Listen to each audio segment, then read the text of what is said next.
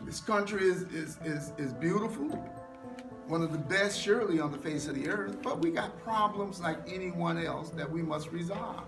And this Black Lives Matter movement, I wish them well, and I think that they're going to give us some production. I really do, I really do.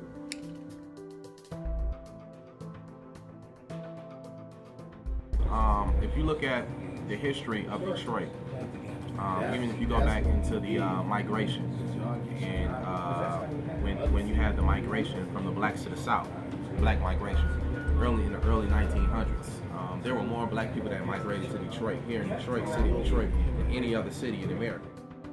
There's a gentrification of the city of Detroit.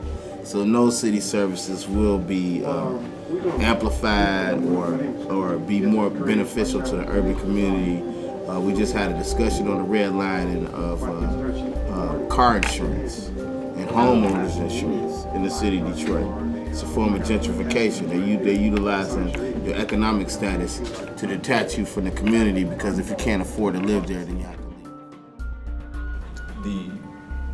The unnecessary violence and assaults on innocent civilians obviously creates a great deal of animus and anger and frustration in young African American males, and they're less likely to cooperate with police, even sometimes when it's in their best interest to, or in the best interest of their community, to cooperate. I truly believe all lives matter.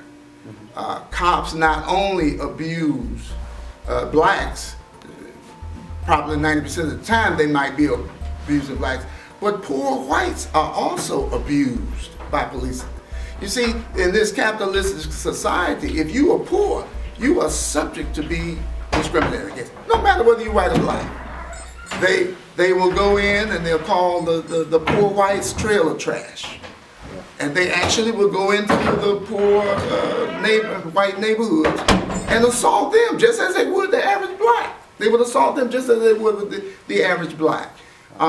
We've seen that time and time and time again. So it's the capitalistic society. It's about a status too. It's not only racism; it's a status of how much money you make, and where you live, whether you white or black in this country. So the poor white man is getting his ass kicked too. The only difference is the rich white guy is telling the poor white guy that you are better than the black folk. Wow, this is interesting. And what you believe, he believes it. He actually believes it while he's getting his ass kicked. Yeah. He thinks, oh, you kick my ass, but I'm better than the blacks. No. You ain't better than the blacks. You are actually worse than they are, because you are taking that and not even complaining.